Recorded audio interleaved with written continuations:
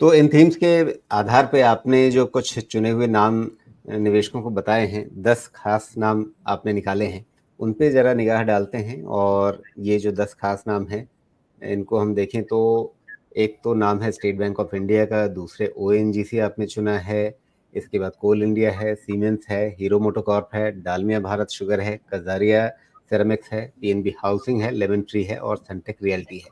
ये 10 नाम आपने चुने हैं।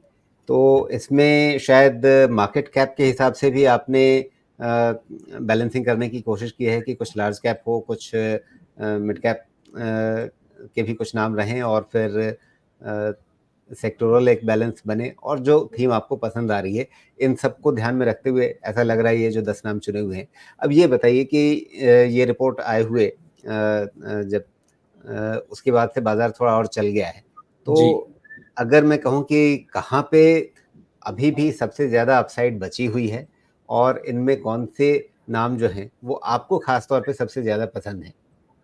जी, बिल्कुल राजीव जी, सबसे पहला तो वो डालमिया भारत सीमेंट है, शुगर नहीं है। सीमेंट हमारे जी, ओवरऑल थीम ओके। के साथ जाता है, तो डालमिया भारत जी, जी। सीमेंट और कजारिया, ये 2 हमारे हाउसिंग रिलेटेड जो रियल एस्टेट और उसको प्ले करने के लिए है। साथ ही पीएनबी हाउसिंग, जैसा मैं आपको मतलब बता रहा था कि अगेन एक credit growth plus discretionary spending plus real estate, उस थीम पे परफेक्टली बैठता है। कंपनी ने अपनी बैलेंस शीट काफ़ी इंप्रूव की है, कैपिटल रेज़ कर लिया है, ग्रोथ अच्छा है। रियल एस्टेट थीम में हमारा सनटेक रियलिटी है।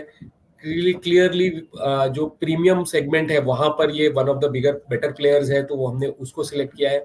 अगर आप मुझे पूछे कि कहाँ हमें बहुत ज्यादा कंफर्ट है, तो अगर आप मेरे पहले 3-4 अगर आप मेरे पिक्स देखें, तो हमारा ये टोटली एक पब्लिक सेक्टर एंटरप्राइजेस का थीम को प्लस अपने अपने थीम को है। तो स्टेट बैंक ऑफ इंडिया हमें लगता है कि बैंकिंग स्पेस में जो पब्लिक सेक्टर बैंक्स को काफी ग्रोथ मिलेगी।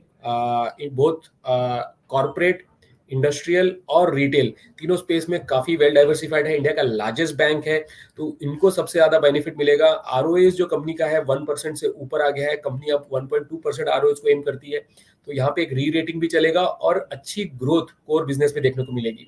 इसके साथ ही ओएनजीसी और कोल इंडिया, ये और दो पीएसयूज हैं, और देखिए अपने अपने सेक्टर में मार्केट लीडर्स हैं। इंडस्ट्रियल्स को कैटर करते हैं, डिमांड काफी इंप्रूव हुआ है। ओएनजीसी की बात करें तो क्रूड ऑयल प्राइसेस में काफी स्टेबिलिटी देखने को मिली है।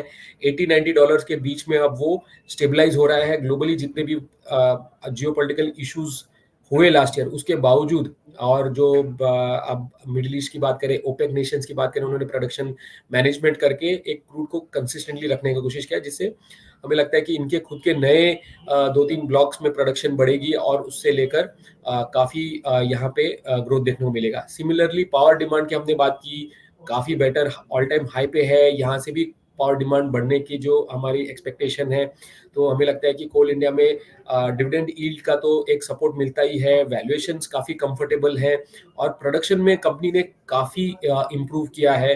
Next year 12% volume growth production की टारगेट कर रहे हैं, तो देखिए आप काफी ग्रोथ वहां पे भी देखने को मिलेगी।